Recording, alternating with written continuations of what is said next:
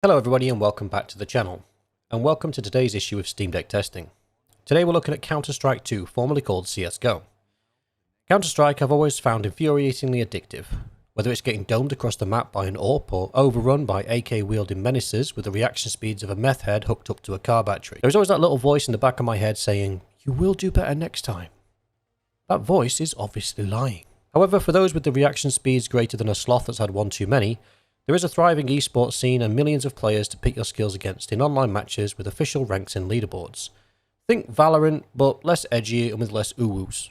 Ooh-woos? Is that how you say it? Ooh-woo? I think it is. While you bask in me getting stomped by bots, I do have a good excuse.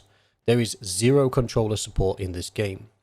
Even the best rated community layout is missing a buy and crouch button, so for the love of all that's good and holy, plug in a mouse and keyboard. The controller layout should be expressly reserved for self-deprecation and those suffering psychosis. Updated visuals, particle physics and general facelift leave the game feeling fresh, starting out on the default settings that for some reason are high, maybe like the person that set them. Initial impressions were really good.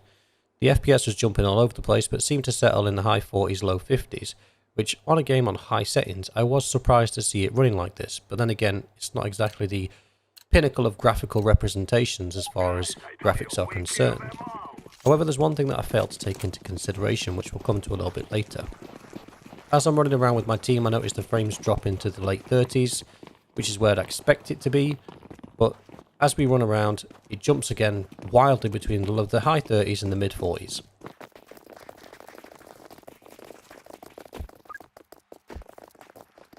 At this point, it's staying between the high 30s and the low 40s, and it's doing okay. And I thought that would be a representation of how the game's going to run going forward. But one thing I didn't take into consideration is at this point, all of my team is dead. With only 6 character models to cope with, the game doesn't really have that much to do.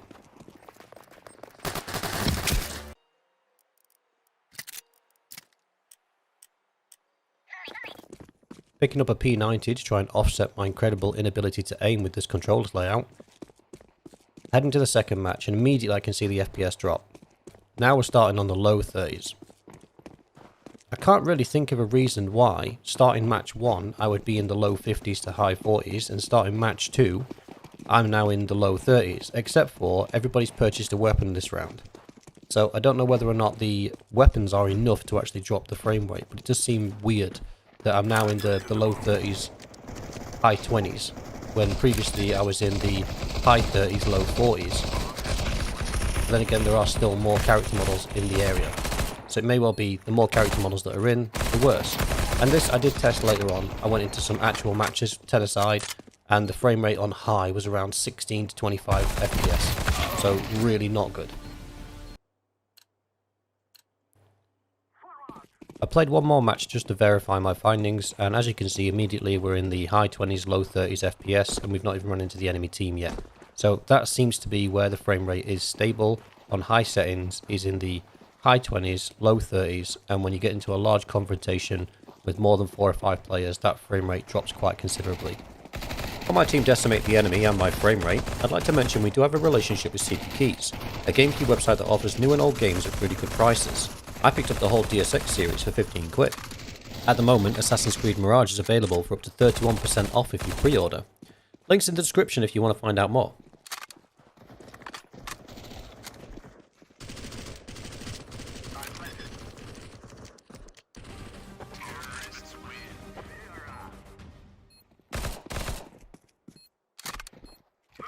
Now, I did mess up a little bit here. I forgot to include the menu where I switched the settings to medium, but this is on medium settings. So, new match, new team. I obviously made a huge comeback and won the last match. You just didn't see that. So we're sitting in the low 40s, high 30s on this one, so a little bit better on the medium settings. Not that it's helped my aim at all.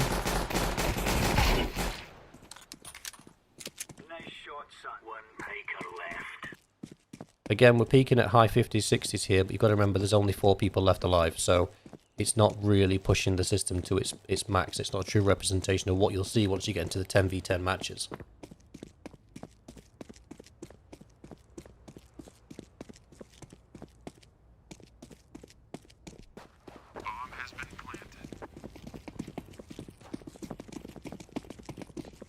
One thing I would say is, even on medium settings, the game looks perfectly okay. It's not going to win any beauty competitions, but just for the purposes of it being a game, I mean, the shadows are glitching out a little bit. There's definitely some image tearing happening on the edges of the buildings and objects as I run past, but nothing that's really going to stop you from enjoying the game. Diffusing. Nice job. They're all dead. Bomb has been defused. Counter-terrorists win. Good stuff. Again, running a second match just to confirm my findings, and we see pretty much the same thing. The game starts out in the high 30s, low 40s, but as soon as we run into any kind of action, the frame rate drops quite considerably. Obviously, it's a well-known tactic to all go through the same hole, the same direction. It's a pro player strats. One tapped.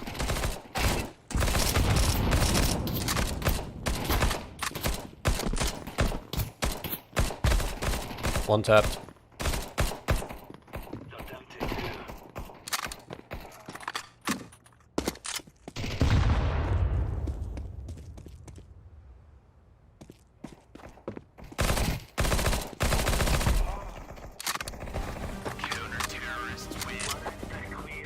I have got the aiming skills of an epileptic beaver playing Yahtzee.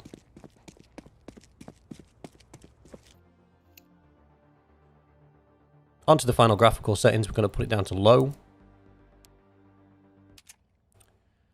I'll be honest with you, this one was a surprise for me, because as much as it looks like we get a huge boost in performance, as soon as it kicks off when we're in combat with somebody else, once again we see the same kind of drop ranges as we did on medium.